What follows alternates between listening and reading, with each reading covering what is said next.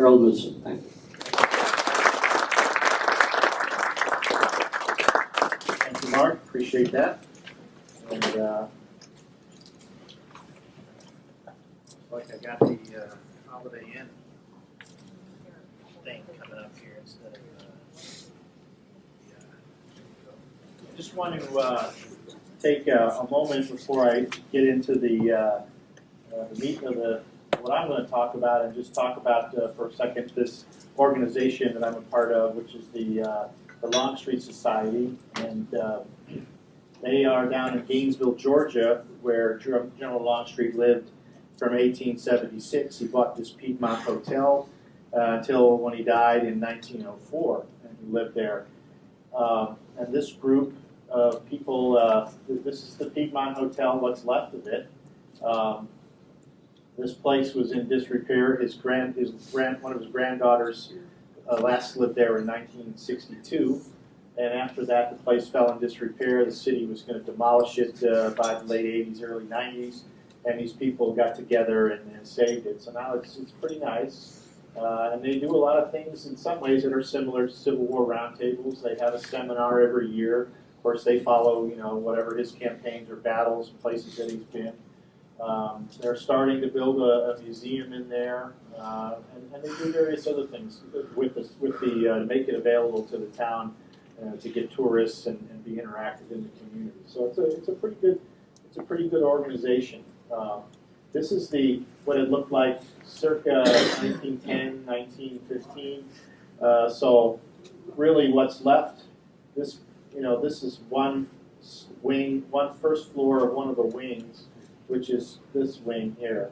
There was a fire about 1918, 1919, and so part of it was demolished. It wasn't demolished, but it was taken apart, and parts of it are now in other buildings in town. So sometimes we, go around and we do a tour. We see where those are located. But here's what it looks like in the interior. General Longstreet had a lot of interesting visitors after the war. Dan Sickles was his friend. He came and stayed with him. Joe Johnston. There are some others we're maybe not sure of, but I don't know if Grant ever went down there. Not sure. Jefferson Davis, we think, came through there for one of his tours and whatnot. And there may be some others that would just, the record is lost. But and another big friend of his was President, before he was President, Woodrow Wilson was Wilson. And this is the Wilson room, and one of his daughters was born there in 1911 or 1912. And she was there's a picture of her in there. It's a very beautiful girl. And so some of the other, there's the main room, picture of school kids getting a lecture on General Longstreet. We got on loan from Gettysburg. This is the reproduction of the Longstreet painting. So we got that for 5 years on loan, and the real one is over in the Chickamauga. There it is, actually bigger. The original is in Chickamauga, so they're apart. So anyway, I just wanted to let you know about that organization. They have a really good website if you're interested in him after the war and what this organization does. Please take a look at it. So, well, what I'm going to talk about, I'm going to try to get to the three pillars, I'd say, of what the way I wrote my book, and the way I look at General Longstreet. The subject, of course, is because I'm a military man. I look at him through that lens. I try to stay away from all of the post-war politics and all of the lost cause type of stuff that he got in trouble for after the war, because I think if you're just looking at him from a military perspective of what he did, I thought, and I noticed this as a younger officer and looking at, comparing what he did in the training areas. Me and my other buddy lieutenants and captains would try and array things in the training areas to see how it worked. Not just Longstreet, other people too, but in his particular case, some of these things kind of tracked with what we were doing on the defense and on the offense. So what I wrote about is kind of a comparative history to the doctrine that we do, and three major examples I'm going to talk about today. On the tactical side, a modern defense is Fredericksburg, a modern offense. tactics is Chickamauga, and then I'm going to get into something called operational art, which is a higher level than tactics, and I'll explain that when I get to that point. I know Rob Girardi told me he's interested in that, so I better get that right and explain it clearly. So that's where I'm going to go with with that. I seem to have a problem with this website popping up, this hotel website. Hopefully leave this alone. So with Fredericksburg, I'm going to start there.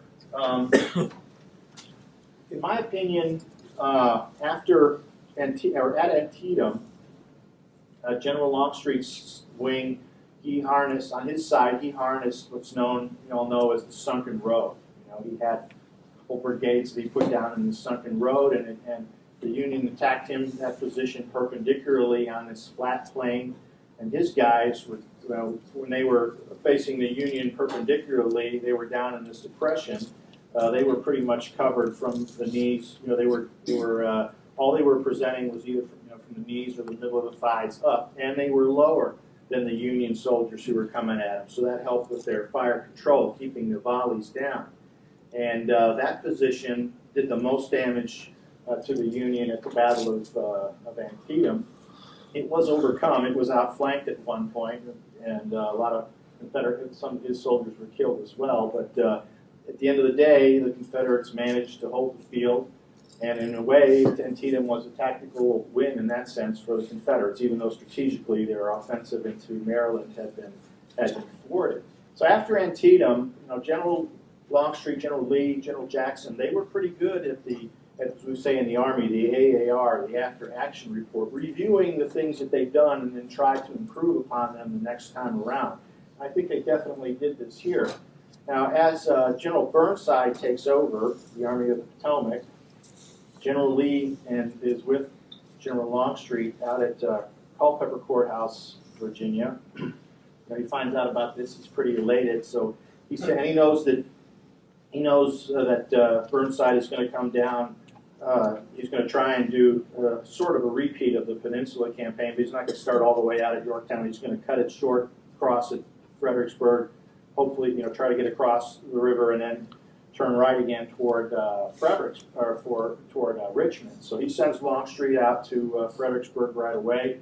He gets out there as fast as he can. He wants him to set up, and then he says he's going to go out and get Stonewall Jackson, who's out further west, and he'll bring him in. So Longstreet gets out here and thinking again about the last work done at a major battle. He sees Marye's Heights, but what he's most interested in is this plane that he wants to use. And he envisions this is going to be something that we call in the 20th century doctrine, something that we call a kill zone. And the kill zone is just a piece of ground, a piece of real estate that your enemy is going to have to come through. They're going to be channeled into there. In modern times, we use engineers to help with that. But in this case, you've got a lot of natural terrain, river and whatnot, that's going to force them to have to come through there. They're going to have to come through the town, into this plain. So Longstreet's going to set up his defensive positions on his hill and harness that piece of terrain. But and the next thing he finds that he really likes is this other sunken road. This one's even better than the sunken road at Antietam because it's taller. The piece of ground that abuts to the plain is taller. So now his soldiers can rest the rifle on the edge, and all they're going to present is from the shoulders and above. And again, they're lower than the Union soldiers who are going to be standing up on this plain, which helps with the fire control of the rifles. And then, of course, he does a lot of work with the artillery. Him and Porter Alexander spend an awful lot of time sighting all these pieces into this plain. So this is how it looks. As you can see, the terrain. They have to come through the town. There's nowhere to maneuver to the right or to the left. So that's why this area here is such a perfect kill zone that we would set up in the modern war. Now, what a kill zone, what you're supposed to do is you're supposed to achieve interlocking fields of fire with your units as much as you can. And that means, you set up units with a field of fire so that they don't hit their buddies, but that they crisscross as much as you can. That's a perfect kill zone. And sometimes they're kind of concave. This is not concave, but this is still pretty good because you've got units on the flanks over here that are still going to fire into here. But he does this though with artillery, which I'll show you in a moment. But 1 o'clock, after the morning phase is over with the first attacks on Stonewall Jackson's side, he ends up holding that side. There was a penetration by General Meade. Stonewall Jackson reacts and pushes him out. And then in the afternoon, Burnside starts in on Longstreet with the really strongest position. And this goes on all afternoon, one attack after the next, after the next, after the next. And they all fail. And this dotted line represents, where most of the Union soldiers fell, the farthest advance. They could never really get to within the wall. I've read, there are a lot of books about this. I've read estimates that some 15 brigades of the Union Army were essentially combat ineffective after running into this metal storm that the Confederates threw out there for them, mixed rifle and artillery fire. And Burnside calls it off somewhere around 4:15, something like that. So how I find this to be a modern approach is, of course, the fact that he built a very good kill zone, doctrinally correct, 20th century doctrinally correct, Army doctrinally correct kill zone, and he takes the technology of the time and he brings it up to a level that's probably closer to World War I, at least with the rate of fire at this particular application. He's got a line of firers, and this is a post-war picture. This was not done during the war, this is about 20 years later, but it shows here that he's just got the guys right on the wall. Those are the guys who are going to fire the weapons, and you can see some of the men behind him are loading. So he's got 1 to 2 loaders behind the fires. They don't do any shooting. But the rifled muskets of the time, you could only load them and shoot them maybe 3 times a minute. Good rifle marking, maybe 4, but generally 3 times is what you can plan for. But when you fire, in this particular application, if you fire a weapon and then you just hand back the empty, and a loader's got one loaded and hand it to you, then you're ready to go again. You acquire a target and hit the target, go after the target, service the target. Done with that rifle, you get another one. So now every man's rate of fire on the firing line is, I don't know, up to 9, 10, 11, 12 rounds per minute, and that just keeps up this sustained rate of fire right in front of the wall. And he also they were very disciplined with their lanes of fire. That's another thing we do. Everybody just shoots straight ahead, even if there's a target open over there to your right or to your left. Now, that's not yours. Somebody else down the line is responsible for that one. So as long as you keep that discipline, you can keep the rate of fire up in very high in your lane, and that helps the overall position. So that's what they did with the infantry, which was very good and very sustained throughout the whole afternoon. Artillery, I'll show you that in a minute. And now let me move on to the artillery then. Now this is your here's a picture of your typical battery. There'd be 6 guns, maybe 3 to the left or 3 to the right in this picture. But my point is just to show you how they were typically spaced when they were set up. Now this particular weapon, it's a field artillery piece. It has wheels, of course. It's pulled by horses. They have a case on and whatnot. This kind of weapon can shoot about a mile at this point in the war. Has a very low trajectory. If this represents 1 mile, let's say. This is the gun line, and this is a target. When a round from this gun is fired, it probably has a very low trajectory. It might come up 6 or 7 feet at the most before it comes back down and hits a target. And these guys they could pretty much see what they were shooting at until the smoke accumulated quite a bit. So in the Civil War, this is what it looked like. That was a smoothbore weapon as far as their range, mile at the most. Later in 1863, you had some improvement to it with the rifling in the cannons, but they were still loading these from the muzzle. They didn't have yet the breech loading weapons like you have in the 20th century. Actually, the breech loading weapons came out after the Civil War. Naval coastal artillery was developed then. This is the gun that I had at Desert Storm. You can see that this thing could shoot, this is 15 miles or so, and it could shoot further with a rocket-assisted projectile, 8-inch. from the 1950s up until Desert Storm, could shoot 20 miles. You know, and when these rounds go in the air, you can see these rounds fly into the air over 7 miles high before they start to come down again. So with the ranges of modern weapons, that means you spread your artillery out. They're not all bunched up in a battery like they are in the Civil War. My gun battalion, 24 guns, would be in 3 different batteries of 8, and we'd be spread out maybe a 20-kilometer front.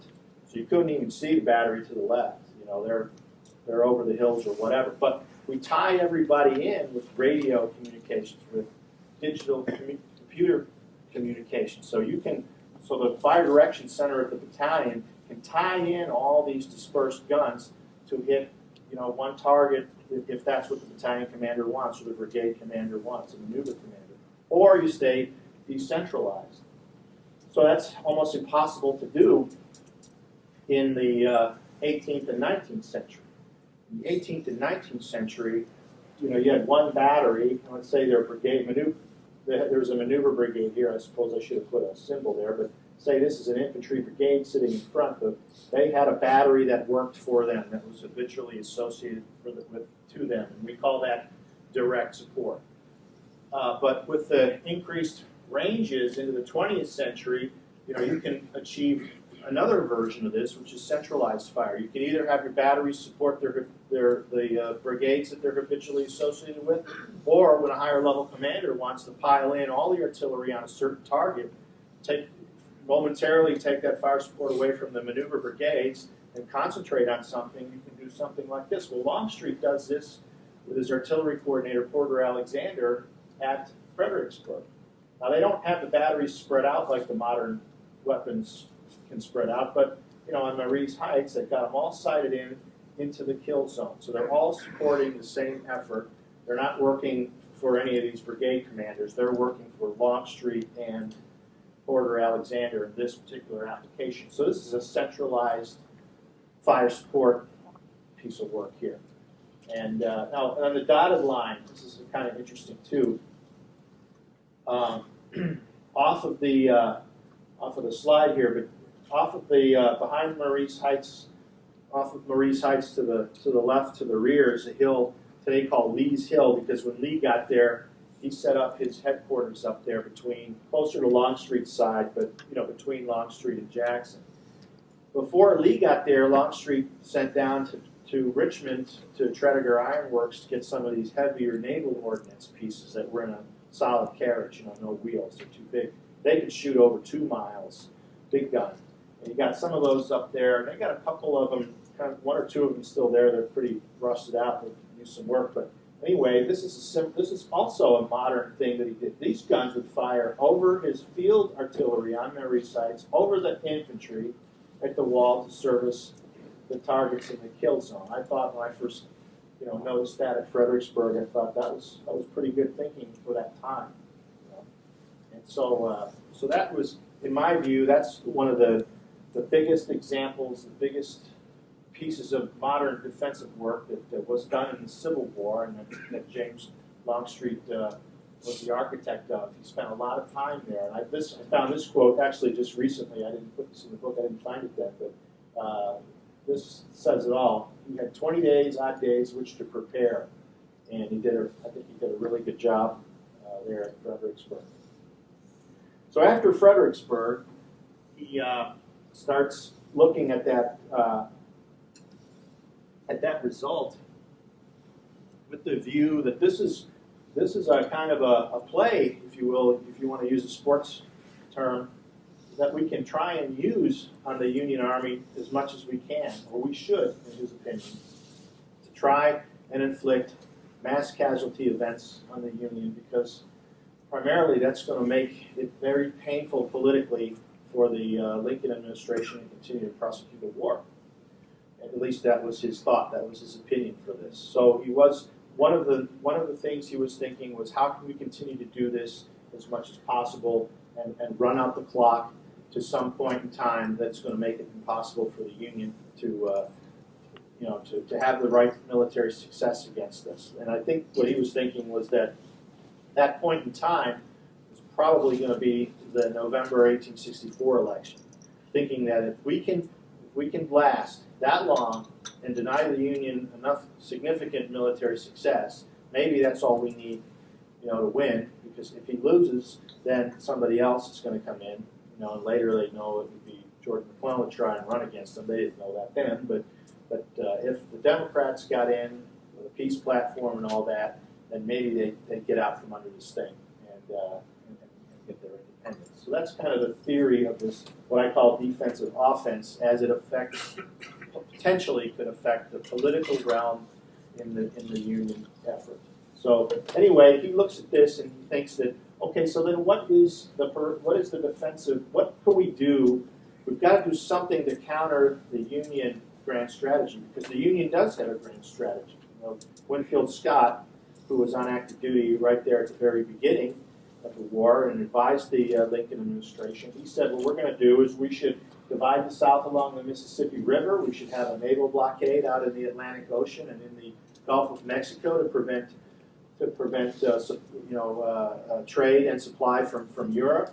And then what we'll do is we'll attack the South on multiple axes of advance and try to do that in a coordinated way. Well, the first two things I think the Union was doing correctly. Grant was doing pretty well with affairs in the West. He was moving against Vicksburg. Most of the Mississippi was already in the Union hands. The naval blockade was working. But the part about these coordinated multiple efforts was not really happening yet on the Union side. That was still pretty poor at this point.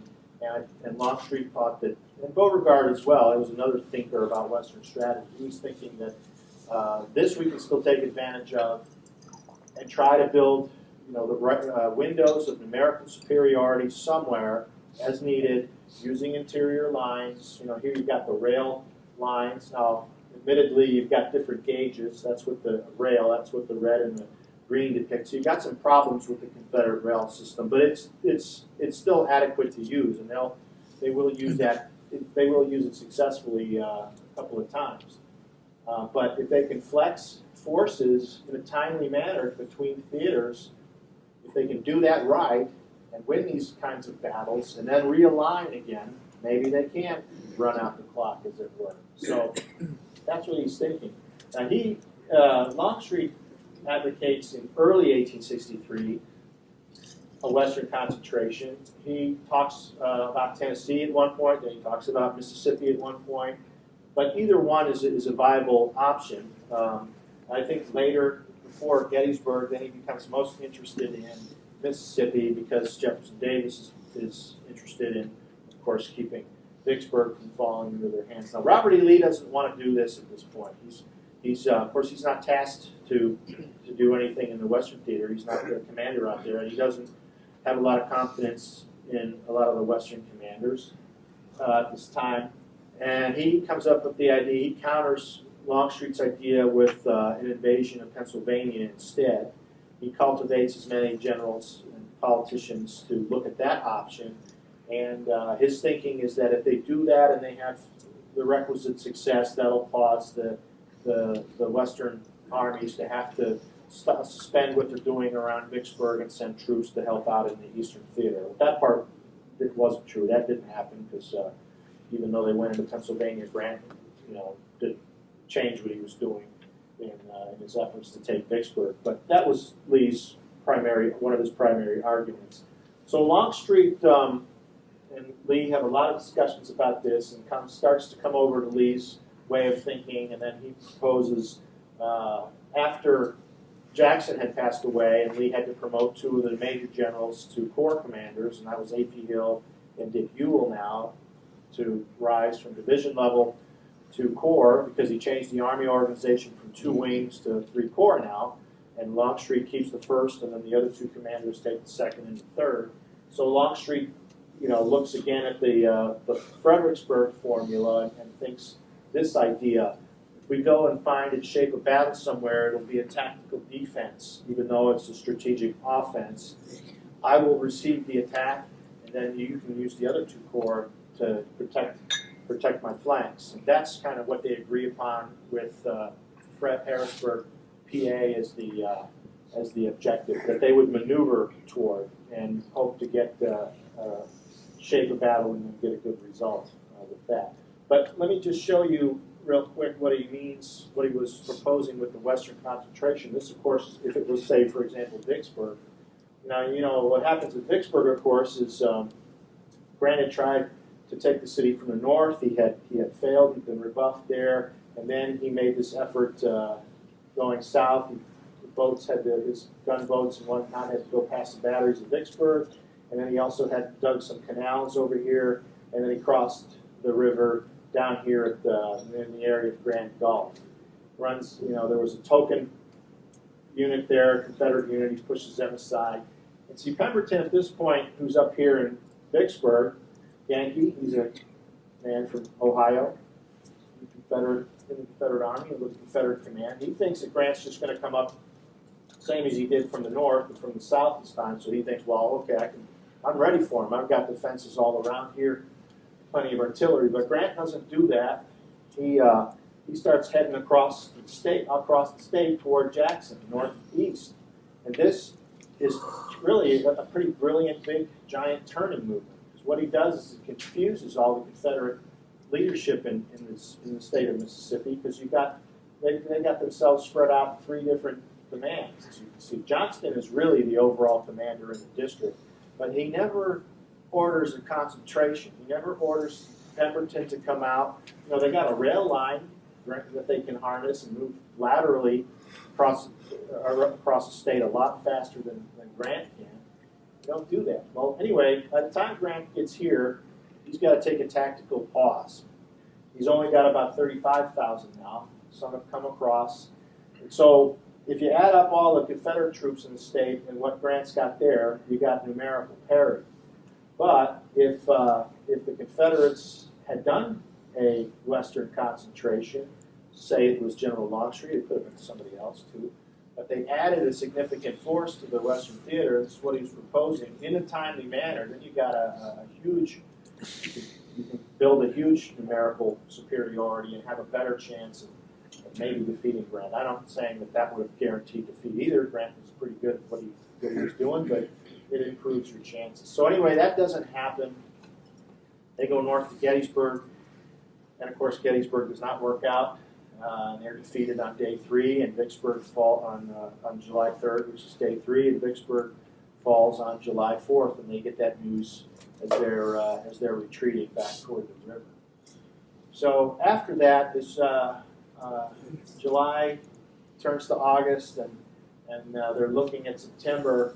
Now they start to look at this idea again of Western concentration and realize, well, this is what we have to do now. There really isn't a choice.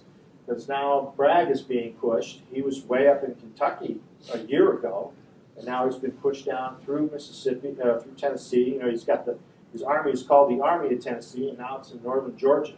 That doesn't sound real good either for them. You know, so now Rosecrans finishes this brilliant maneuver campaign, the Tullahoma campaign, which a lot of people don't know about because it didn't result in any major battles and very little bloodshed. I think on the Union casualties for the whole thing were somewhere in the number of 500 or 600 men killed, and probably about the same number for the Confederates. And it was all maneuver. He just kept outmaneuvering Bragg, and Bragg just kept having to back up to the south. And the last important thing that he lost was the city of Chattanooga. And about a week afterward, this is how Rosecrans then has his 3 primary corps laid out, trying to consolidate the gains of the Tullahoma campaign and use that now as a jump off to start going after Atlanta, hopefully. But he's made a mistake. He's got his 3 corps way too spread out. So at this point, they can't really support each other.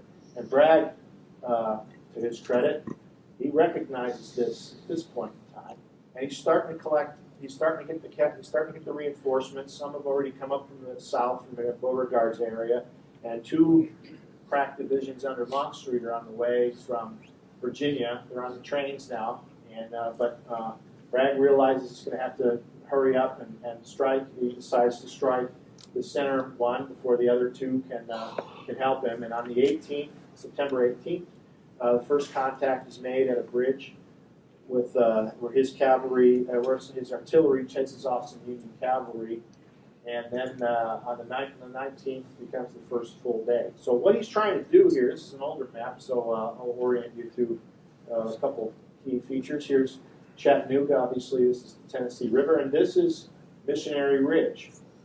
So Rosecrans is south, he's on the south side of Missionary Ridge, and he's trying to get he's given orders for his corps to concentrate. And Bragg is arrayed on the south side of the Chickamauga Creek, and he starts moving forward. His idea is he's going to fold the Union left flank and push it down into this area here, push it away from their new supply base in Chattanooga. And this oval that this colored oval that I've got there, we call that non-permissive terrain, military term. It means it's terrain and wooded, hilly wooded terrain. It's very difficult to exercise command and control. You know, to be able to see all of your units and issue orders and all of that stuff. It doesn't mean you can't conduct operations and you can't fight your units, but it's difficult. And Bragg wants to push him down there and get him into that because he knows it'll degrade their command and control. And they'd be in a lot of trouble if he did that, if they were cut off from Chattanooga, because they're on the south side of this terrain feature and there'd be almost nowhere to go. I mean, if the Army collapsed, the Union Army disintegrated, they'd probably have to go across the state line into Alabama and then up to Bridgeport up here, because that was their closest rail terminal where the life support came down from Nashville. So I don't know. I think Bragg gets maligned for a lot of things, but I think he gets a good mark for recognizing the opportunity and then going for it, even though he didn't have all the reinforcements yet from Virginia. Most of them some of them downloaded on the 18th. This is Alfred R Watt. He's a guy who did a lot of drawings in the war. A lot of his drawings went into the Harper's Weekly magazines, and he was with Longstreet's Corps in Chickamauga. So I got a couple of his drawings, and this one here is probably Ringgold Station. Now, I don't know if that's Longstreet, because he actually showed up on the evening of the 19th at night. So I don't know who that is, but maybe he wanted him to be that. He's got the tall boots and whatnot. But anyway, it's an interesting picture. And here's day one. What happens in day one? So some of the units, as I said, some of the units from Virginia are here, and Hood is the senior ranking commander that Longstreet sent ahead to be in charge of the Virginia units. Most of these other ones are from other places in the Western Theater. And so really the only lieutenant general you have and a wing commander is Leonidas Pope. So he's the main attack. As I said before, he's supposed to fold this flank of the Union Army, push the whole thing down this way, and this would be the supporting attack. Well, on the 19th, there are a lot of problems in Polk's organization, and he's not real good at correcting them because he's not a real military man. And that's not his fault in that sense, but he probably shouldn't have been in that job at that high level because he doesn't know how to organize a headquarters. He doesn't know how to instill the kind of functions that need to happen. So, all it was constant in Bragg's army that Polk's wing was late and unwieldy at conducting and executing operations, and there's no difference here. They get off to a late start, and they're never able to fold the Union left. They're never able to rupture the line. Nothing. But they do push. They do push the Union Army, away from the Chickamauga Creek, and they maintain the initiative through the 19th. The problem is that now, for the Confederates, the problem is that the Union Corps are all up by the 19th, into the 19th. So all that bit about taking advantage of them being spread out, that's evaporated. That's over with. They didn't capitalize on that. Now, General Longstreet shows up this day, 11 o'clock at night. It's dark. Nobody from Bragg's headquarters is there to greet him, bring him in to the headquarters. Bragg's not even meeting, he's going through another one of these periods where he's not talking to any of his leaders, which is bad. But he does talk to Longstreet. Longstreet finds his way to General Bragg. What happens, though, before that, he and his guys, his staff guys who have horses, they run into some Union pickets, and the Union can't really see the color of their uniforms. And so Longstreet has a little conversation with them. Oh, can you tell me where I can get across the river? And they say, oh yeah, further down. So they kind of back out of that, move on down, and they could have lost General Longstreet to capture that night, but he was lucky, and he didn't. And he goes to see General Bragg, and they talk for about an hour. Bragg gives him a map, tells him, I want you to, in the morning, to take over the left wing. You'll be the supporting attack. I'm going to work a variation of the same plan I did today, and which is probably not a good idea, because I think the Union pretty much expected it. But that's what he's going to do. But the difference is going to be, he says, that this time, Polk is supposed to fold this wing again, this flank again, push down this way, but he wants Longstreet to be the supporting attack here, and then they would be a double hinge, like this. Both wings would then push at the same time. This is the variation that Bragg has on the first day. And so what happens, though, is again the right wing under Polk, the main attack, it starts off late. Polk's headquarters, those guys go to bed at like 10 o'clock. They don't have a duty officer or 8 o'clock at night. They don't have a duty officer in their tactical operations center, which is just a total no-no. I've never seen a tactical operations center like that. And Bragg does send the order over in the evening, in the early evening, and it just ends up there on a table, and it stays there all night long. So in the morning, whoever comes in the morning gets it. He's probably like, oh my gosh, this was supposed to be disseminated down to the division commanders, to the brigade commanders, and they try to do that. Well, Bragg, he goes over to the right wing in the morning expecting these attacks to be going in, and then nothing's going on. He's seeing units eat breakfast, getting up and stuff, and he's furious. And he goes and he finds Polk in a farmhouse sitting down on a tablecloth to breakfast. And he asks him, why aren't the attacks going in? He says, well, I told him to, so he's really mad. He leaves and he goes down to the units and he starts getting them cranked up and getting them going. So the Confederate momentum doesn't really start now until probably 10 o'clock in the morning, when it should have been going in, 6:37 a.m. And that gave the Union time to do some position improvement, set up logs and all that kind of stuff.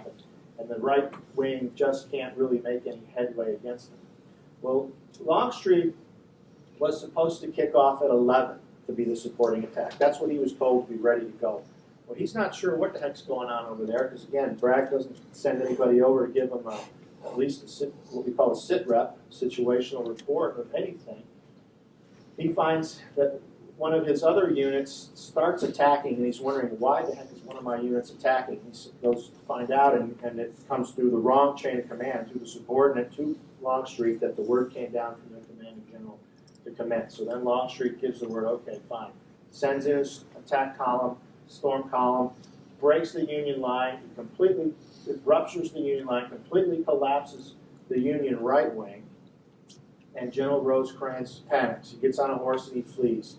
Rides up to Chattanooga to go put out on the wire this defeat has happened, this calamity is about to happen, and maybe I've lost the whole army, all this kind of stuff. And all of these men start to run for their lives.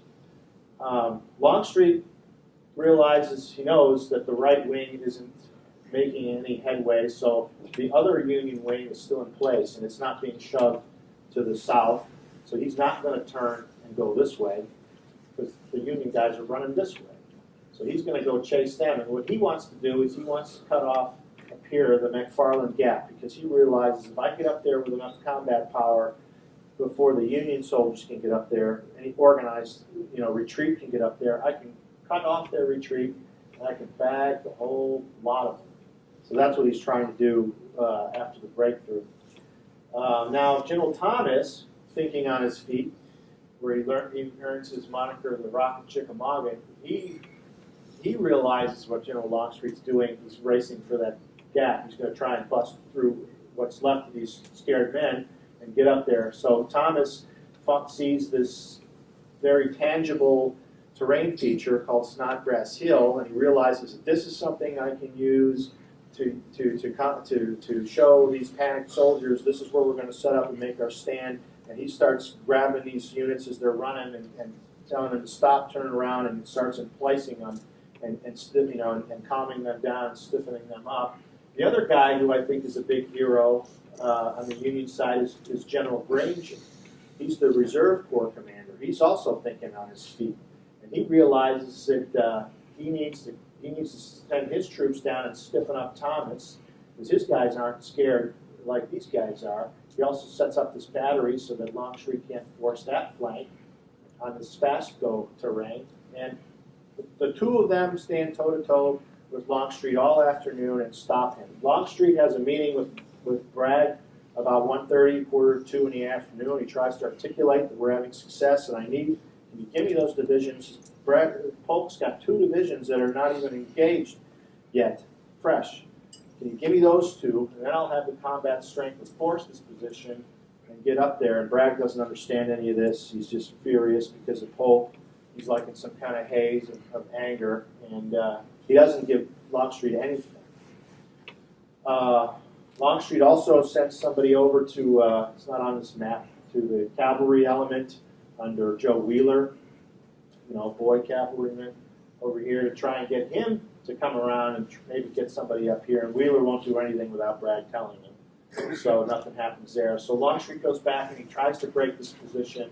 He gets some artillery set up in this difficult terrain about 4 o'clock. And they start pounding the Union line, and they have some effect, but then it gets dark, and that's the end of it.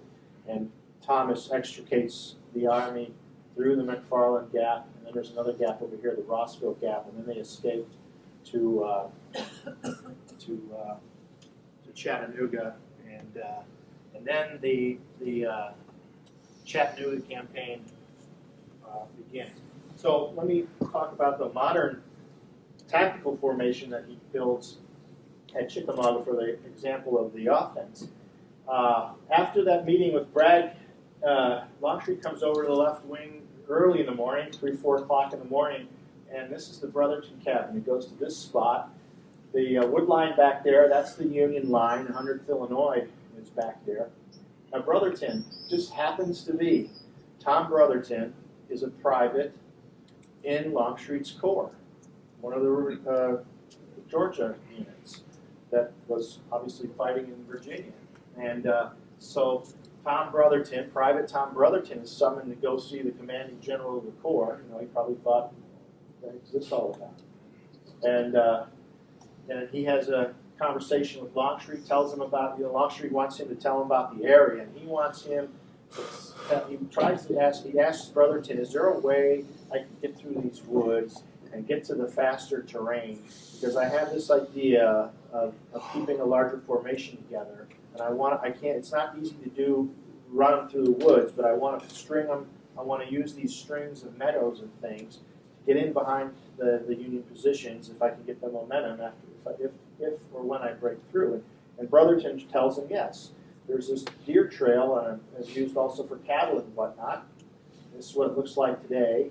You can see the open area. It goes through about 150 yards. And he tells them about this. I mean, it's not as wide as it is in 1863 as it is here, and obviously there was no pavement then. But Longstreet says, then that's what I'm going to line up, this thing that I'm going to build of all these units to break the Union line. Now let me fast forward a second to the Second World War.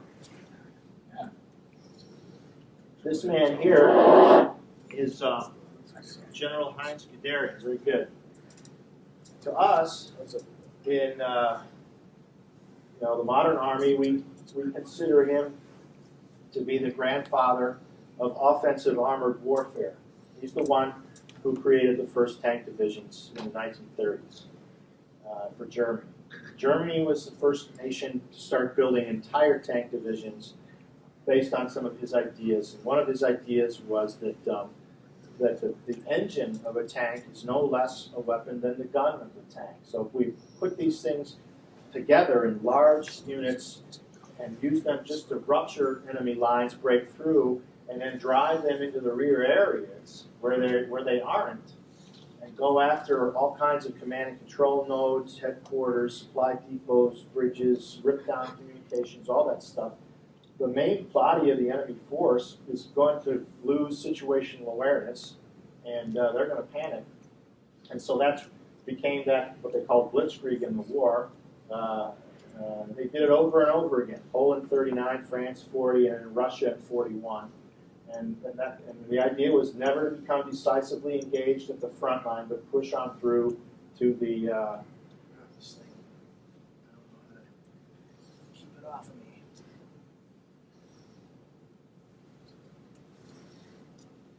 And at the lowest level,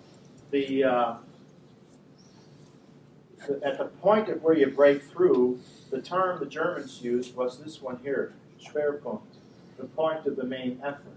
And then what the idea that Longstreet was thinking about at this time, which is very much like the thinkers in the 1930s and in World War II, was instead of these wide formations, a mile wide, like for example he had at Gettysburg on the third day, he says, I'm going to turn that on its end. I want only to offer a very narrow front to the enemy so that my soldiers aren't going to be very exposed, or only few of them are going to be exposed.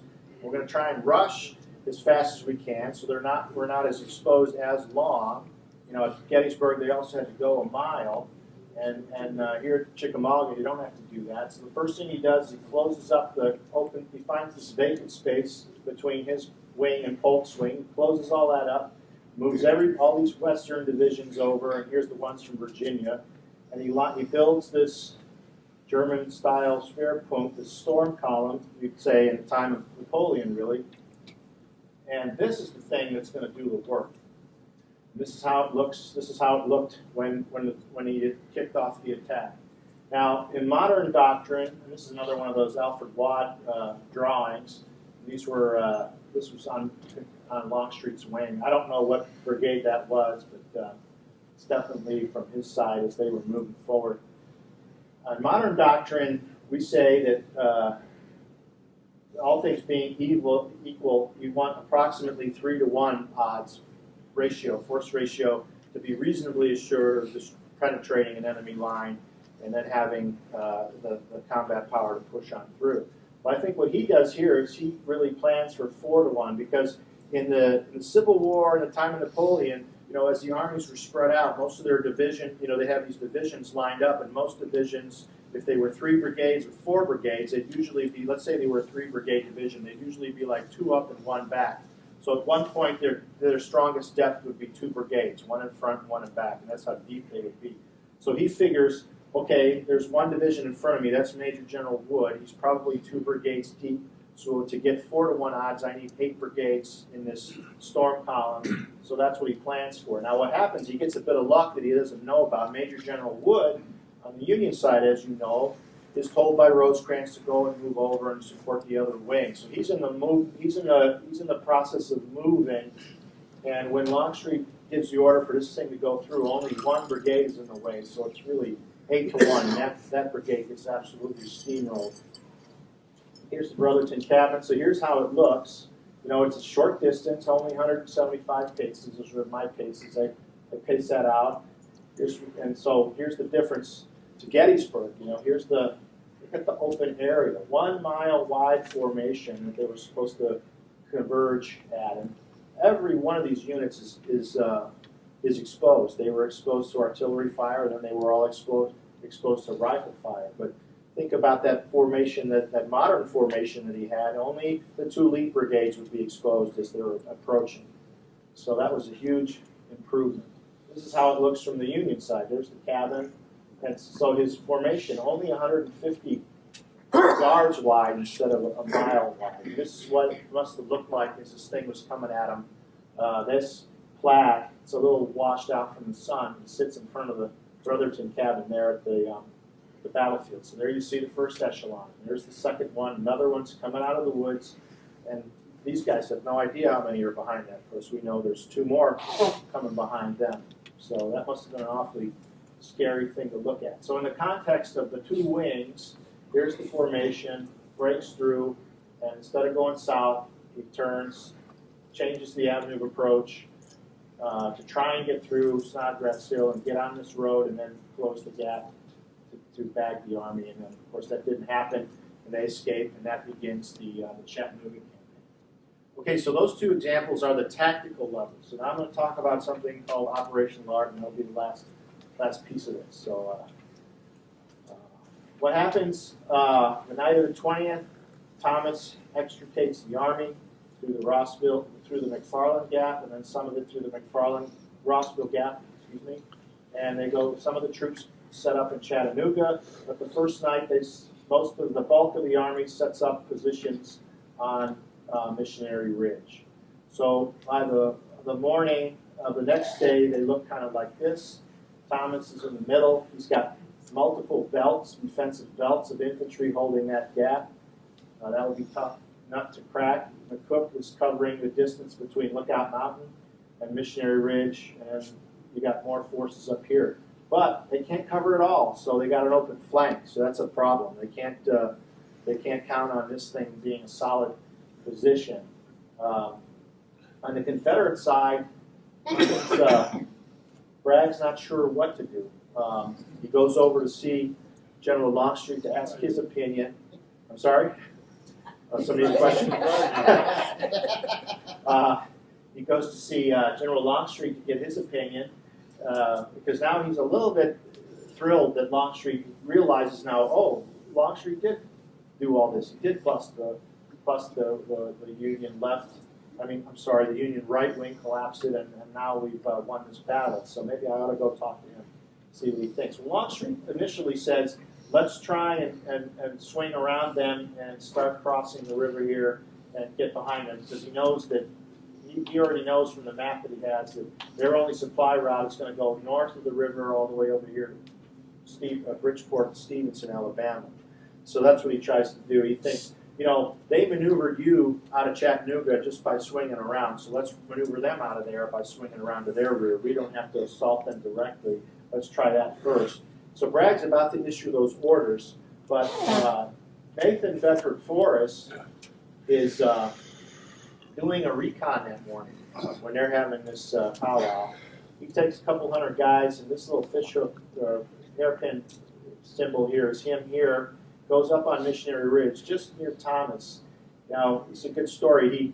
He gets up there, and these Union soldiers are up in a crow's nest, 3 of them looking, this way at the Confederate Army, and he tells them, come on down, and gets the binoculars off of one of them, and he climbs up in the tree, but he looks the other way. He looks north at the Union Army, and he scribbles a note saying that the Union guys are building a bridge, pontoon bridge across the Tennessee River as fast as they can, and he advises in there, I think we ought to press them as fast as we can go. So that note goes to Polk, and then Polk sends it to Bragg, and Bragg thinks that means that the Union's going to leave. They're going to retreat out of here pretty soon once they get the bridge done. Well, it turns out they're going to build 2 bridges.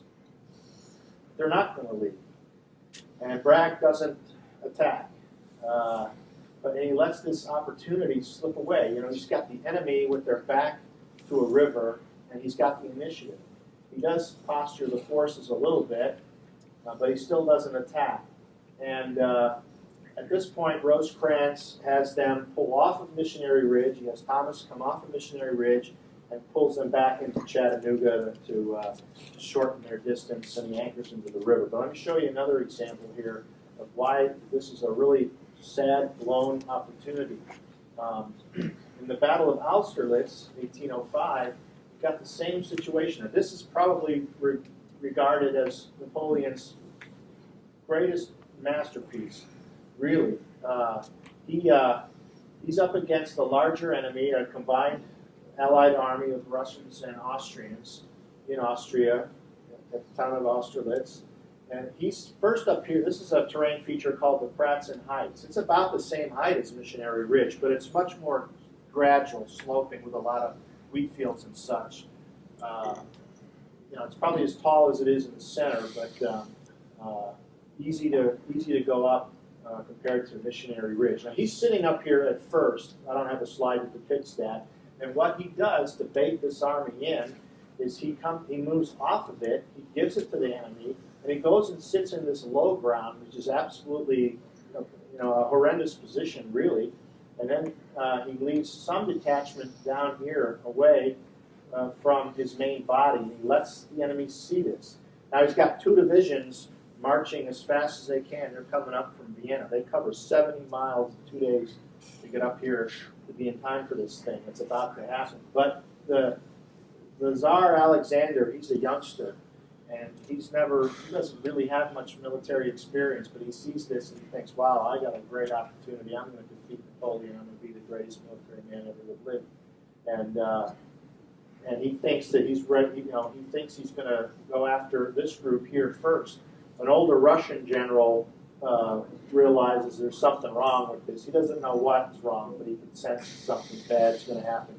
And he tries to convince him not to, but he does it anyway. Napoleon moves up these 2 divisions, and they take the bait. The whole main body moves down here, so the whole army is off kilter, and they're moving this way. And then Napoleon strikes right up the center and demolishes the entire Allied army.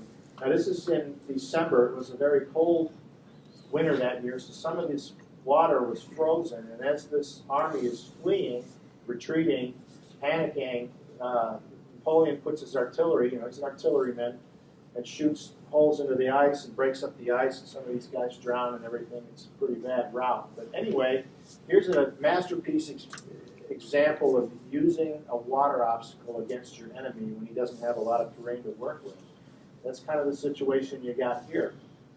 With that open flank, Rosecrans got it. He saw this was a problem because something like this, could have happened if they took advantage of it earlier.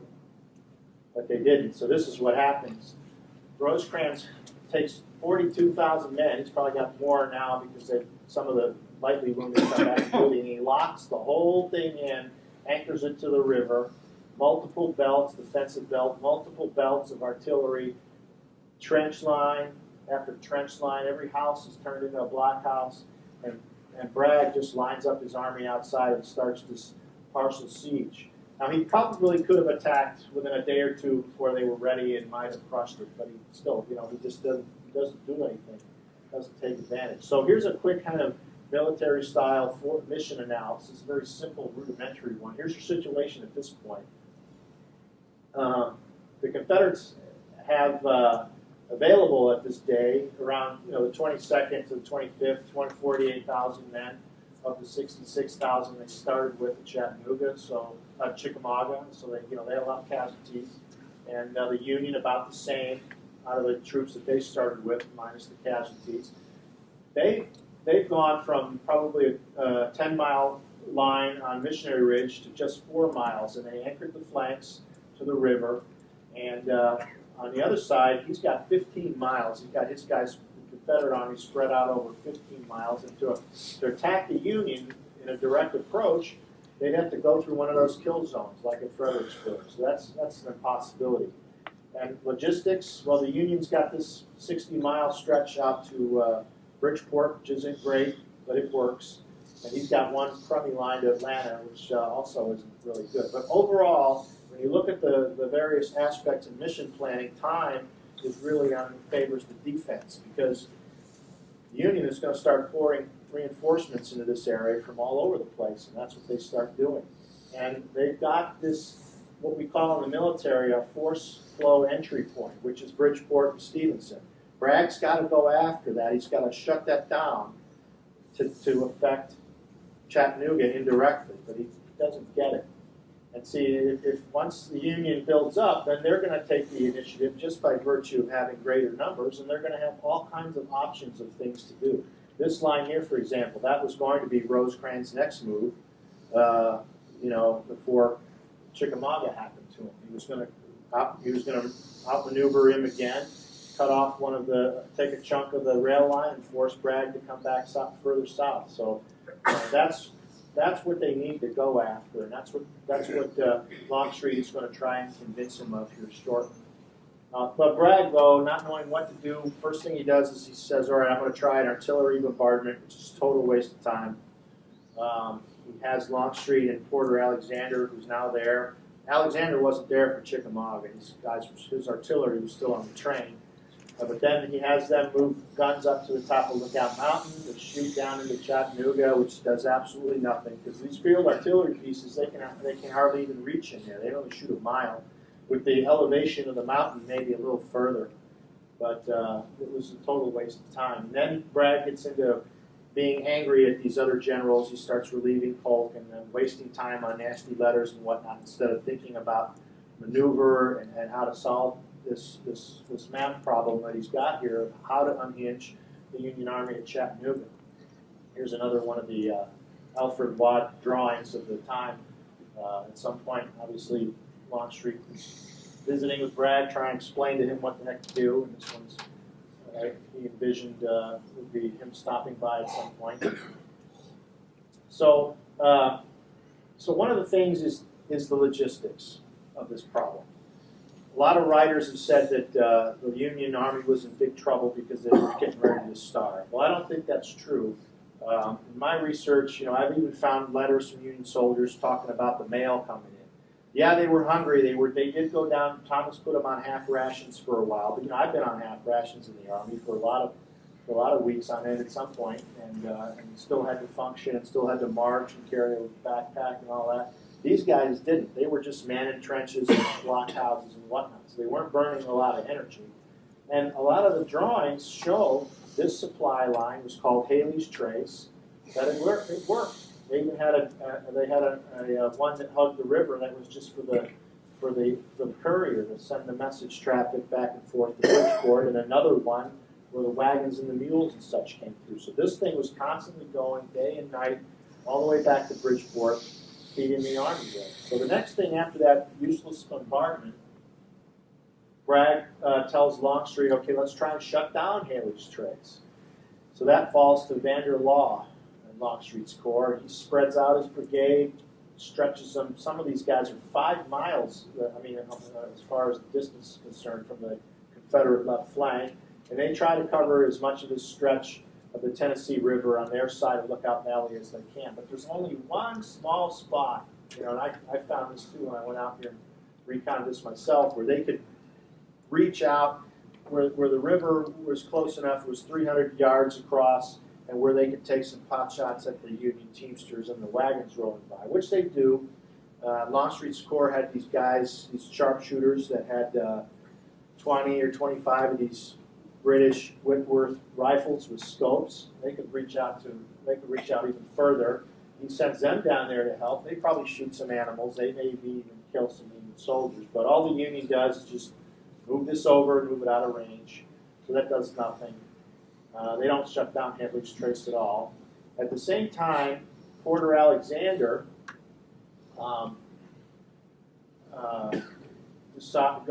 Longstreet and Alexander just think about Bridgeport and what to do about it.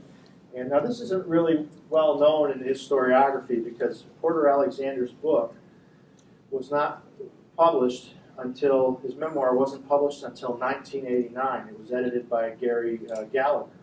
So this bit about his recon isn't really well known in much of the historiography. So this is a relatively new piece of information. But now this is the route I think he took, as best I could tell from his book. He goes, he rides out here and he heads over to where Bridgeport is on the Confederate side. He sees this island in the middle of the river. There's nobody there, and he can see across, and there's several hundred. He describes several hundred Union soldiers working. They're all doing logistics work. Most of these guys are from Virginia. This is Hooker's corps that's come out here already, and part of them are here, and they're working that supply line, that Haley's Trace line that goes into Chattanooga. They're running the wagons, they're loading them up, sending them out, bringing them back as the train is bringing the stuff down from Nashville to Stevenson, and then there's this other rail terminus that ends here, and here's where the wagon train starts. So he's thinking, we got to go after this. He envisions something, like this. If we can bring some significant forces into Lookout Valley, and we go after these, cross the river. We might have to put some boats or whatever together, but if we have a whole division or 2 divisions, we'll totally overwhelm the Union soldiers that are out there right now because there are only a couple hundred of them.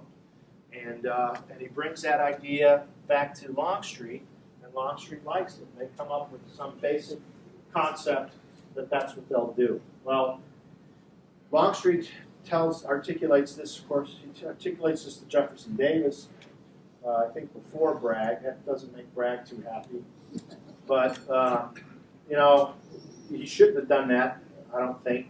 But, you know, it was not uncommon for generals in the Civil War to be in direct correspondence with politicians. It was the thing that they did.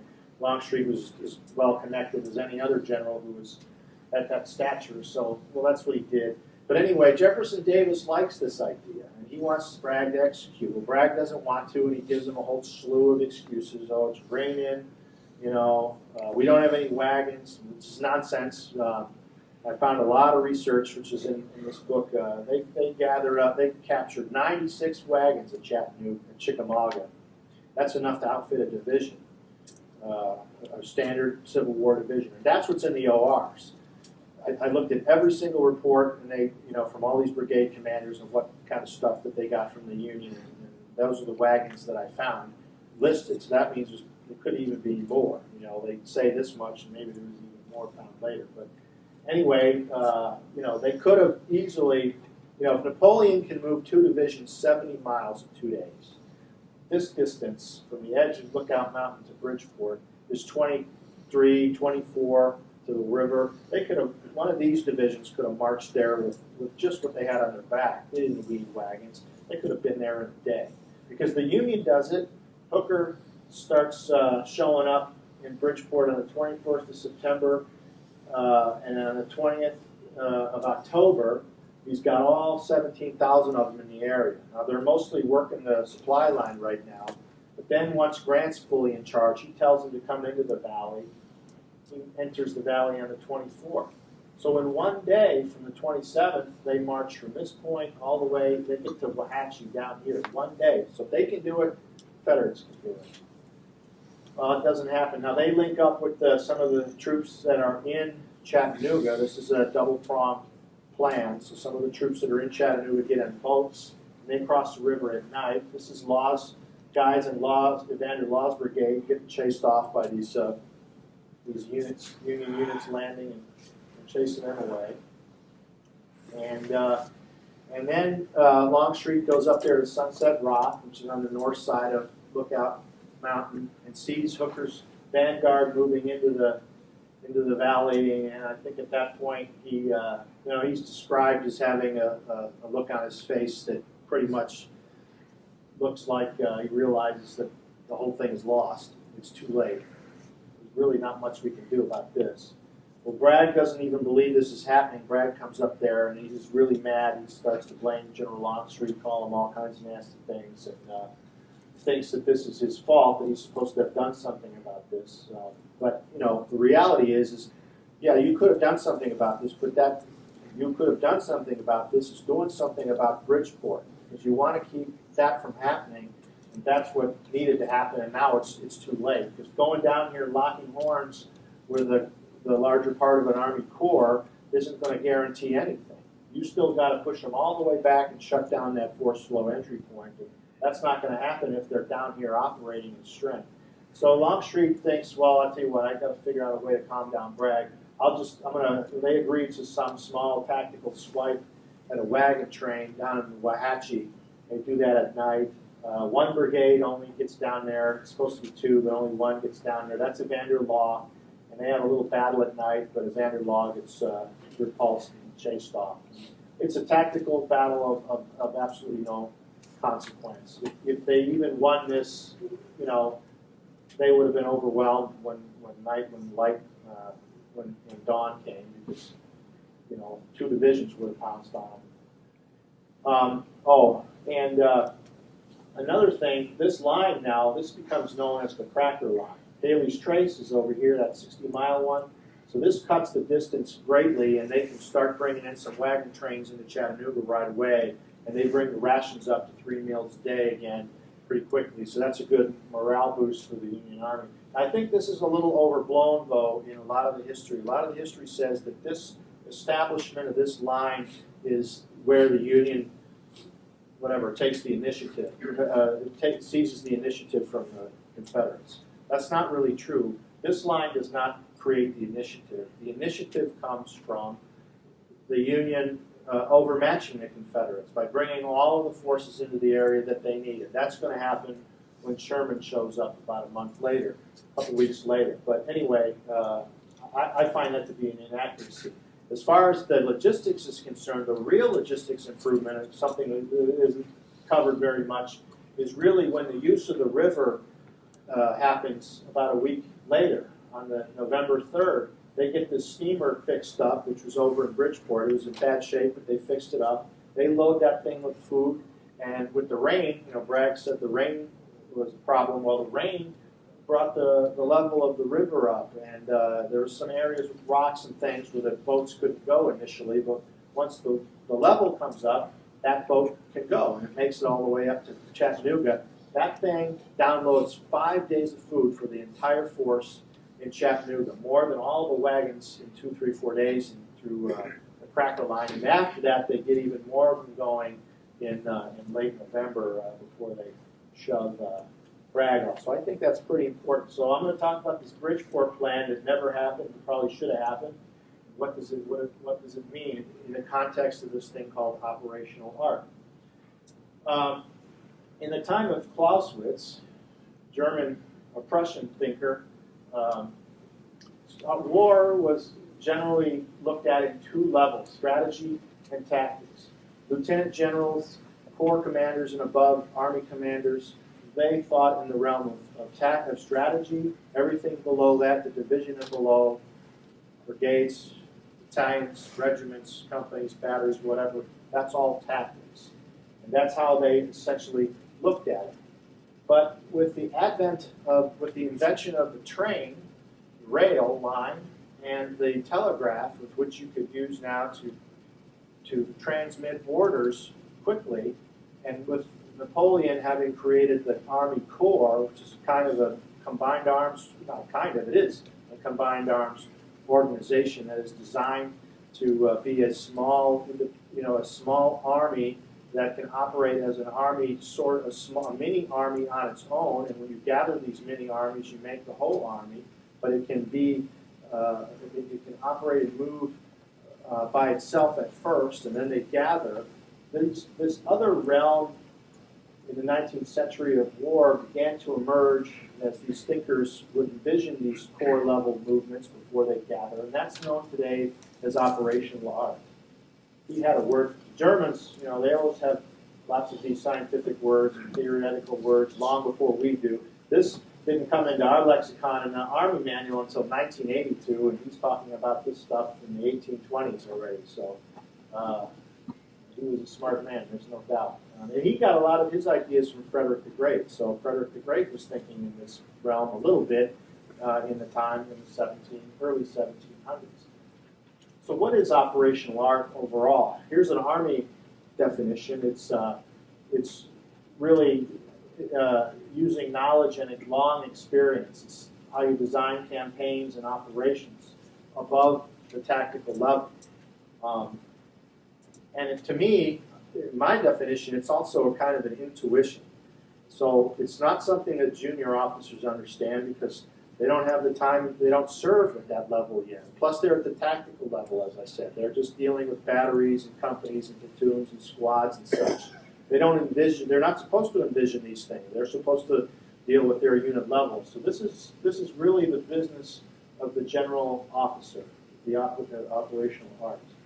So how do these levels map, say, to this campaign? Well, the tactical area, you could say, would be, for example, Chickamauga. Operational, then, is the level that interrelates strategy and tactics. So operational level, and really should stretch to encompass Burnside, all of the pieces, parts that have any influence on the two armies in the immediate area. And that's all of the key nodes, Chattanooga, Bridgeport, Stevenson, the rail line, for the Confederates, the supply line for the Union, all of that stuff, the entry points of where the reinforcements are coming into, because Booker comes down the rail from Virginia to Nashville down here, and eventually Sherman's going to come in this way.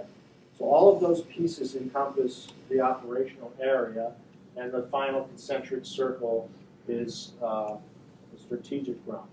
So I learned about this in the textbook classroom level at the Armed Forces War College in And they taught this one as one of the best examples of it. MacArthur's work in Korea. And when I saw this in that context, and I was thinking about Chattanooga, I go, boy, this is almost exactly alike. This situation is very similar.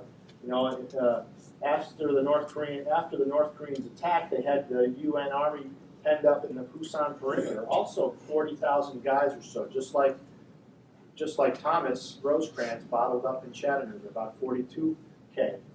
And all they could muster on short notice to try and do something about this, and it was put under Douglas MacArthur, was a couple of U.S. divisions, some UK divisions, and some remnants of the South Korean Army, and that comes out to about 40,000. So everybody in the Joint Chiefs and whatnot says, well, let's hurry, let's just reinforce this pocket, and then we'll figure out a way to push out. MacArthur says, nah, bad idea. But I mean, they've got 130,000 troops pressing on this. If we're just reinforcing this, it's not going to make it any easier for us to push out. We need to look at some way in the operational realm to leverage, to attack this indirectly, an indirect approach. Because there are 14 facets of what are known as operational arts, and I'm not going to go through all these definitions and stuff. That's kind of boring, but you know, here are some of them. The most important one are the center of gravity and the decisive point. So that's the center of gravity. And then the center of gravity is that which gives the enemy its source of power. And in this particular case, it's the mass of the North Korean army all massed together cohesively pressing on this perimeter. So MacArthur realizes to unhinge this, I've got to go at it indirectly. So I want to leverage another point, and that's called a decisive point. He goes after Incheon. He just figures, he says that if I land here, there's nothing to stop me. There's nobody up here, and they're going to have to flee because otherwise I'll cut all the way across the peninsula, snip all of the supply lines, and this whole thing's going to collapse. An army that big cannot survive without logistics. That's exactly what happens. He lands here, and they flee, and he turns the tide of the war, and they take the initiative for the rest of the time. So that's the almost, in my view, similar situation to Chattanooga situation, because you've got the Union forces stuck in Chattanooga, and then you've got those on the outside that are operating, that are on their way to help in some way, shape, and form. So the center of gravity in this for the Union is all of the aggregate amount of combat power that they can bring to bear at some point or another so that they can overmatch the Confederates and then take the initiative. And so when you add up all the troops that are available, that's going to come out to 100,000 men, all these different commands. Sherman's still on the way, but that means the center of gravity for the Union is in the process of gathering. That's hard to see. Bragg doesn't see this. He doesn't get it at all. But Longstreet does, and that's why he's advocating going after Bridgeport. Decisive point, here's the textbook definition, something that gives you a marked advantage over your adversary, something that you can leverage your enemy, center of gravity. That's Bridgeport. So Longstreet's plan to go after Bridgeport, well, let's first look at Bragg's partial siege, actually. Of all these 14 facets, and some of them, you know, just on the face of the term, the definition is pretty simple. Everybody, you know what balance means. Balance, you know, do you have your forces balanced out, or are you using them in an economic, efficient sort of way? Timing and tempo, that means continuing the initiative. Simple kinds of terms that all of these, if you use them, if you go after some of these and harness these the right way, then the rest of them all generally fall into place. But the first ones you got to figure out is the center of gravity, and then come up with some kind of decisive point to go after to get all of these to fall on your side. And when you look at a partial siege, there's only two that you can say, that I could say I would mark a yes to, which would be operational reach. Operational reach means are the forces at your disposal able to reach and continue to operate what you're doing? Well, yes, partial siege, because all they're doing is lining up around Chattanooga and sitting there hoping these guys are going to starve, which they're not, because they have a supply line. And forces and functions, which is what are you using the force? What are the functions of the forces, which is partial siege? which I explained is, nothing. So you get none. He gets none on all the other ones. But if you go after Bridgeport, you've got the right center of gravity, and you're using a decisive point correctly, which is Bridgeport, and then all of these other ones fall into place. And of course, he doesn't do that. But if they did that, then they would have. How would they do that? Well, here's Porter Alexander's idea. Come through Lookout Valley and strike this way. I also know you can do some research. There are 10, no less than 10 fords that they could have gone across on the Tennessee River. There's just one of them. They could have swung south of Missionary Ridge. There was a ferry here. They had rail line. They could have sent some of the troops. A part of the thing that Longstreet comes up with is how to alleviate the problem of logistics, the burden that was on Atlanta. All you had was the one rail line running up from Atlanta to supply the Army. The Confederates were also on half rations most of the time because they had this tenuous, rickety supply line that was way overburdened. And Longstreet said, what I want to do is if we're going to leave a couple divisions to cover Chattanooga, and some of them are going to become the strike force to go after Bridgeport, we're going to establish a new supply base just for the strike force, and that would be Rome. And Rome was a good choice because Rome at the time was about the size of Chattanooga. It had Noble Iron Works, made artillery, and they had a lot of other smaller factories making other military stuff. And so there was a lot of that small industrial support, lots of wagons, boats they could have grabbed, all that stuff to supply the strike force. So that's another key piece of this that was a good idea. It would have been a good idea if they had done that. And this, if they, and then if they did this and then they got across the river, then of course you'd set up some kind of defense to cover the rail line that snipped the Haley's Trace and the entry area where Sherman would come in. Probably. This is just my guess. But that doesn't happen.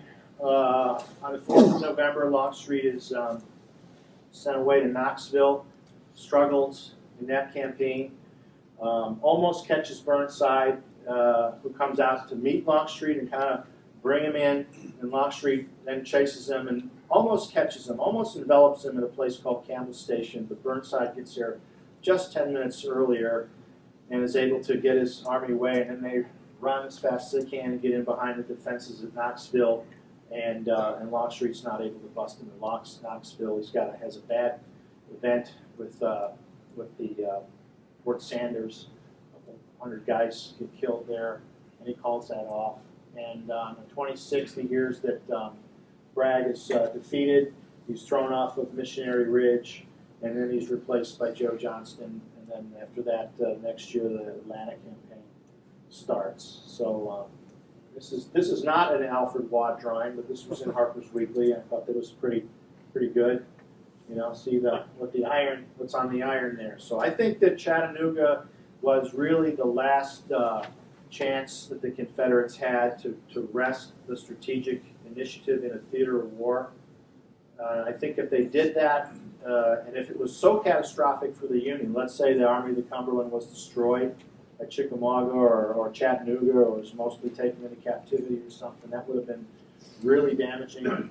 I think it would have put Atlanta out of reach for at least a year, and that would have made it a big difference on the. Probably would have had an impact on the November 1864 election. Some of it was dependent on Sheridan as well, but maybe Lee would have done something about that. But I think this was their last chance, and they blew it. Really, Bragg mostly blew it. You could say Jefferson Davis did for not, maybe replacing Bragg. But anyway, that's what happened. And so those are the three areas I think that General Longstreet did on a very large scale that are kind of modern examples. There are a lot of other things that he did that I don't think fit into this kind of lens, if you will, of what are modern. I didn't talk about Second Manassas. I didn't see anything that fits this theory per se. Maybe there is, but these I think are some of the really big examples. So I'm gonna stop with that and take some questions. I know I've gone for a while.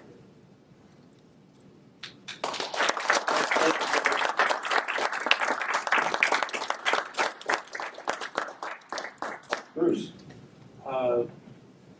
especially enjoying your presentation of the kill zone in Fredericksburg. If you had been General Burnside, with modern command doctrine knowledge, how would you have overcome Longstreet's defense in that kill zone? You don't go. The first thing you don't go into a kill zone at all. Stay the heck out of it, because it's a death trap. You know, in modern warfare, it's not just artillery and rifles. It's all kinds of weapon systems that are pointed in there. Anti-tank weapons, mines, you know, wire, all that kind of stuff. You find ways to go around it. And Fredericksburg, you know, I suppose if I was Burnside, I suppose I would have just tried to work on probably Jackson's wing. Oh my gosh, so many slides. I think Jackson's wing probably would have been the best thing to work on because he didn't have a lot of time to prepare. Oh man, of course I don't have the slide with Jackson's side. Well, anyway, over here, you know, Jackson got there like the night before, so he only has like a day to prepare. He dug a trench for his guys that was about as good as the sunken road at Antietam that Longstreet had. So his guys were only, you know, they had a trench that was like this deep. It's still there, I think, in part. So I probably, if I was Burnside, I would have worked on Jackson more and try and turn that side, because this is pointless to try and butt your head against. Didn't he have a chance to go upriver? 10 Yeah, well, miles, and he could have crossed it on boats? Yeah, and that's what some of the Union officers had advised him to do.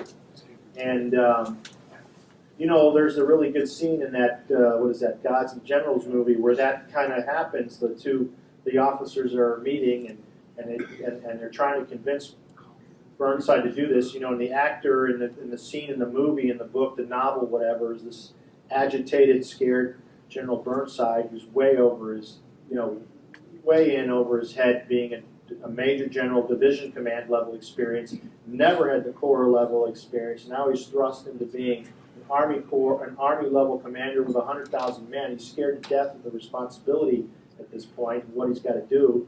So he doesn't want to do that. He just thinks, I got to try and, you know, just get going because I'm afraid of the administration and what they're saying about me. So he wasn't thinking about these other options that he should have done. But yeah, they did have other options they could have done. If they did that, then, well, the Confederates would have abandoned these deployments and had to go and block, you know, move and go block them. You know, and then they would have been out in the open, and they wouldn't have had that advantage of that terrain and all that preparation that, you know. Yeah, Burnside would have chosen the spot. Yeah, he wouldn't have had, you know, they weren't going to take advantage of what Longstreet was taking advantage of before even Jackson and Lee got there. Yes, I have two questions. First, during World War I, you mentioned kill zones. Yeah. Wasn't that the reason why there were so many casualties, like at the Somme and elsewhere, because they couldn't get out of the kill zone? Yeah, well, the no man's land it was the World War I term for this kill zone. Yeah, because now that's you know, there's no the whole. Yeah, it's perpetual. It's perpetual. It's all the way from the English Channel down to the Swiss frontier. The whole thing is a continuous line. There's no going around anything, you know. So all these units that had their section of the line, they just had to go forward into this meat grinder and get cut to pieces by machine guns and then rifles and of course artillery. My second question is this: I realize it doesn't touch on Longstreet, but it's a question which I've never received a satisfactory answer. When Joseph Johnson set up those chupets, as they were called, to protect Atlanta, you know, why didn't you just stay in the chupets and take on Sherman from there? Why did you retreat out of there? Well, because Sherman's got Johnson overmatched. So it's not like he's got the army, the larger army has the advantage of the maneuver. If you're larger, you have the advantage of being able to maneuver, whereas the defensive one pretty much can't. So that's probably the main reason. So in other words, it was like French defending the national. Kinda, yeah. So you're really, what Johnston's best bet was, and I think he did this as best as he could, although I don't understand why he didn't challenge Sherman at that last, what was the last river he crossed where he got fired? Yeah, I don't know why he didn't challenge him at the Chattahoochee, because he was so good at challenging him, up until then, at every single advantageous point, before then. And he did some really bang-up job at some of these places like Kennesaw Mountain and whatnot, and then he doesn't do anything there. I don't know, but yeah, I mean, he doesn't have the luxury with the smaller forces, with Sherman having the initiative to do any of this kind of maneuver. Sir. I was at Chattanooga, or Chickamauga and Chattanooga last fall, during the 150th anniversary. And I have a whole different impression based on what was being discussed about Longstreet there than what I've heard from you, which is impressive. What I'd like to know is how you sift through whatever material you did and what other evidence exists on the other side to determine what the truth is. Well, you look at the ORs, for example. I mean, what does the Civil War historian usually look at? You got the ORs, right? Okay, my first method is this: stay away from, first stay away from secondary sources, because if you start reading what current people have written, let's say in 20th century writers, I'll just say that means current. A lot of them, some of them said something at one point, and then that becomes a popular thought, a popular stream of thought, and it gets carried through a lot without people questioning it. And so my method is first stay away from that. Don't look at that stuff and become influenced by it. I'm not saying that other people say, right, just because somebody wrote a book about the Civil War, it must automatically be wrong. I'm not saying that at all. I'm just saying, like for me, I'm looking at it from, as I said, my lens is not going to be just relying on what has been said about something by historians or what's in the ORs. Now, the next point is, like, for example, the ORs. If you look at the ORs, does that really give you a totally complete record? Not really. Maybe the ORs only adds up to, like, we only know 15% of what the heck happened, because you're getting the bias of the commander in the field who may be trying to protect his own reputation. Yeah, I mean, when I look at General Longstreet's OR write-ups and some of these things he wrote like a month later, and you think, gosh, why did he do that the next day or whatever? Well, maybe he was really pretty busy, but and has a reason. But for us in this time period, we wish that he did it sooner, so he might have captured more details. And so, there are, you read about these tremendous things that happen, and you find out what these commanders and these people write is very, very sketchy. And I think most of the newspapers are almost worthless, really. Some of the things from the New York Times and the Chicago Tribune, these writers who would say something about Gettysburg or a major battle, they'd say, one paragraph, and because they weren't even there, or they were there and they didn't understand what the heck's going on, so they just, wrote the big battle happened, and that's about it. That sort of stuff isn't worth anything, really. So, then there are the letters and the correspondences. Those are pretty good, probably better in some ways than some of the ORs. But to get your question, what do I do? I am a professional military man, so I'm looking at it from what is it that I've been trained, what are my experiences, what are the methods of the U.S. Army, what were the methods of where the U.S. Army got the methods from in some, like offensive armored warfare. Well, we got the methods from the World War II, from the Germans, of course, and everybody did. So that's where you take the string and thread it back, that's where that goes. But when you go even further back, where does that stuff come from? What, the tactics of the Second World War, well, that started in the last year of the First World War. The Houtier tactics, the breakthrough tactics, the Germans started that, and they started up again, picked up again in the 30s. But, so you become familiar with these things as a military professional. And so when I look at the history, like some of these things, I can recognize it. But like an academic historian, he's not going to have my background. Like Rob is a police officer, so he looks at some things with an eye of a policeman in how he unravels certain things. He'll be different from me, or he'd be different from Bruce, who's trained in the historical method. So, you know, that's how I would answer myself. I'll go with him personally next. But most of these military leaders were like reading Jomini, who might have been useful or theoretically useful in 1860, but by 1865 didn't seem to have any application to what they were actually doing on the battlefield. I have two presentations. I didn't throw those slides in here. I talk about, before I build up to Antietam and Fredericksburg, and my other one, I talk about that theory, Jominian theory. So Jomini, Antoine Jomini, you know, he took the methods of Napoleon and wrote about him in all these volumes and everything, and he put all kinds of finer geometric shapes on the battalion shapes and the movements for the brigades and all that, and that becomes Jominian theory. So that's what they studied, right? And then Dennis Mann at West Point takes that and distills it even further for what he thought was useful for the United States Army and their application. And all these guys in West Point, Robert E. Lee and Grant and Longstreet and Jackson and so on, they get the classroom Jominian theory, which is built on the ideas of Napoleon in the time of Napoleon when the weapon ranges were lesser and the tactical offense was dominant. But Longstreet figures out that the tactical defense is dominant in this war, for the most part. You know, then he figures out how to unravel that at Chickamauga. But so there are only, to answer your question, some guys are going to think outside the box a little bit and try and look at what's the reality of what's really happening with the technology that we have. How's that coming together? And what do we got to do to make that work? Whereas other guys like McClellan or whatever were just thinking, I'm going to do what Napoleon did and work for him, it must work for me. But, you know, it doesn't, because now the ranges of the weapons are so much greater. You can now, where in 1814, you know, you could only shoot a guy, have a reasonable chance of shooting a guy out to 80 yards.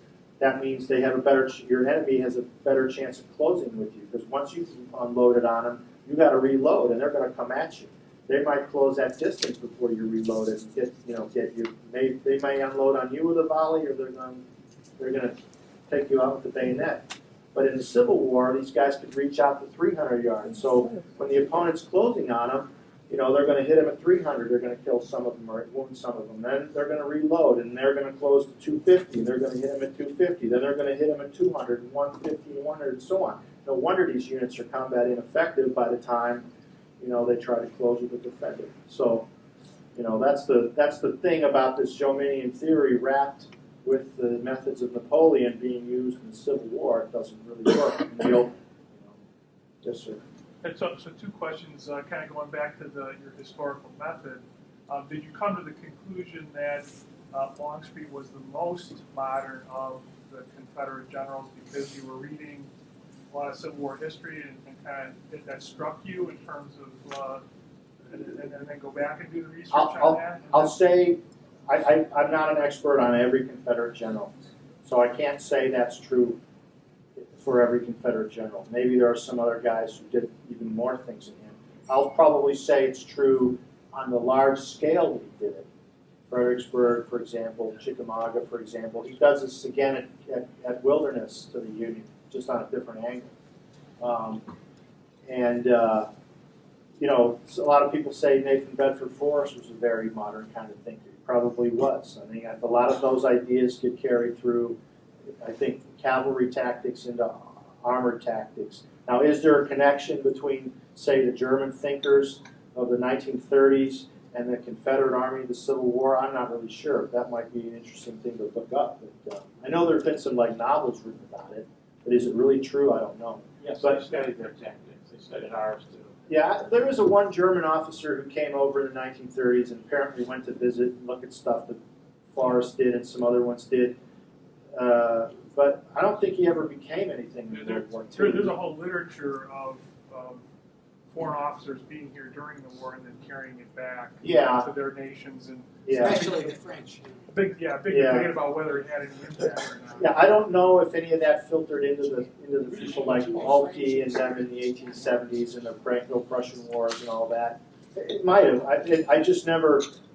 All I did was look at what we did, and I'm sure I know what I did and what our doctrine was in the 1980s and so on that came from the World War II, and I was able to match it up with some of these things on a large scale just by looking at the disposition of the troops and by looking at what they did. It made sense to me, you know, and going to the ground, and then also being a soldier myself, knowing how we do the troop leading procedures to put something like that Schwerpunkt-like storm column that Longstreet put together at Chickamauga. I mean, I've been part of that several times in the Army, building one of those, getting it all set. I was in one in Desert Storm, a huge one, you know, a massive one. This was tiny in comparison, but everything that's small and rudimentary in its origins that's successful becomes huge and big, you know, in the future. Ours was 40 kilometers wide. It was so packed full of divisions, you know, it was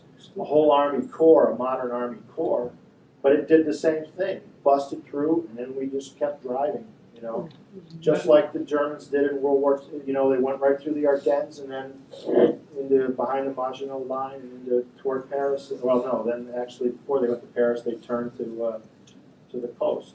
So. Then the second question I had was, if and I probably started answering it already in terms of pointing out forest, who else would you point to? On who else would you point to on both sides that would you know, be people that would be worthwhile studying today for lessons? Yeah, well, I'm not thinking of anybody Confederate, but for sure Sherman and for sure Grant. I'll tell you one thing that Sherman did that was very modern that you saw. I think there's a direct connection between what some of what Sherman's work was after Atlanta.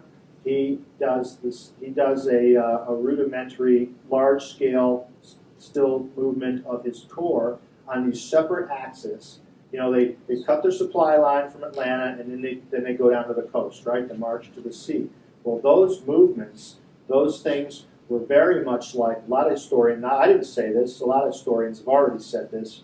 That was the forerunner of how these German movements came through the Low Countries and into France. These large armies moving on these axes. You know, the von Schlieffen plan, right? Which this is going to be the 100th anniversary of it coming up here in the fall, in August. So, yeah, that I think a lot of historians already made that connection. Probably 19th century, you know, people did. You know, the Germans probably. Yes, when Dwight Eisenhower was president, Montgomery came to visit him at Gettysburg, and the president took him on a little tour of the battlefield. I seem to recall that Montgomery said he was fired both you and me. Yeah, well, good for him. I think I got my opinions on Montgomery. So. Don't we all? Yes, sir. So given this wealth of experience he had prior to Gettysburg, how do you explain his actions at Gettysburg? Longstreet's actions at Gettysburg? Just overshadowed by Lee, totally? Yeah, I think so. I mean, yeah, sure. Longstreet, I guess, has been blamed by all the Lost Cause writers since the late 19th century. I personally think a lot of that is mostly erroneous. If you look at the second day, you know, this thing about the countermarch and all that, totally the fault, in my opinion, mostly the fault of one of Lee's staff officers. I don't know if that's Lee himself, but you know, the Army commander has two corps commanders. He had three at that time. It works like this: you issue your orders to the corps commander, and then it's his job to figure out what his corps does. It's not, and oh, by the way, I'm going to send a staff officer to go tell your division to start marching on this axis. That's wrong. You know, if Lee did that, he was wrong for doing that. Plain and simple. You know, and I don't know if that was all Lee's fault, but that was somebody in staff messed that up. Longstreet realized that was the wrong axis to approach because he saw Dan Sickles' units were a little too far forward, and he wanted to take advantage of that because he was not locked in to his left and his right. He wanted to come over on this angle and clip them off to get them out of the way to make that you know, so that it would be a thinner spot to break through, you know, and it was close, but you know, it didn't work. Now the other piece of that is that actually, you know, Hood was saying this is not a good idea, this trying to take these hills and things. We should really swing around that's what Longstreet agreed. So he tried to argue that with Lee, and Lee wouldn't hear it. So I don't, for those kinds of things, I don't think Longstreet was wrong. I think he was right, and Hood was right, and they were overruled by Lee. But Longstreet was consummate professional. He was not that. I don't think was ever going to disobey Robert E. Lee, and they were really actually very close too. On the third day, Robert E. Lee was asking the Army to do things that were so complicated. It was such a long shot at that point because Meade did a really good job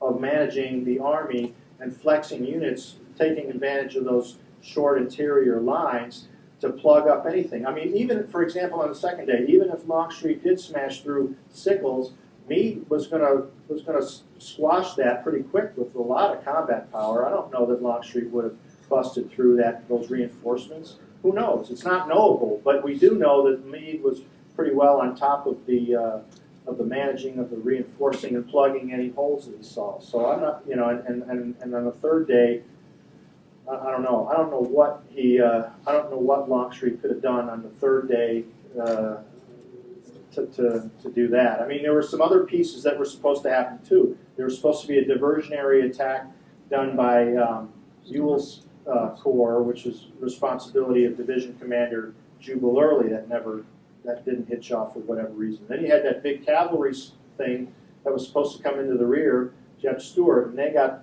stopped by just a couple hundred guys under Custer. So explain that one, So after those two pieces of the calculus, the battlefield calculus, didn't materialize, the whole thing rests on Longstreet's attack, the infantry attack, and the other part was the fire support, this Grand Battery.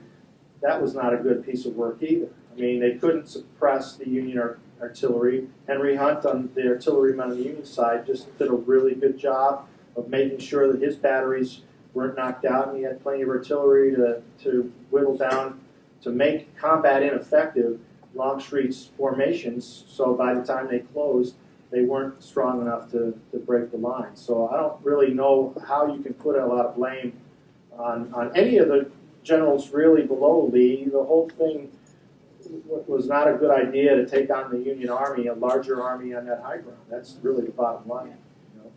I think it's just like today, Harold, you become a Republican, you're in trouble. Yeah, right.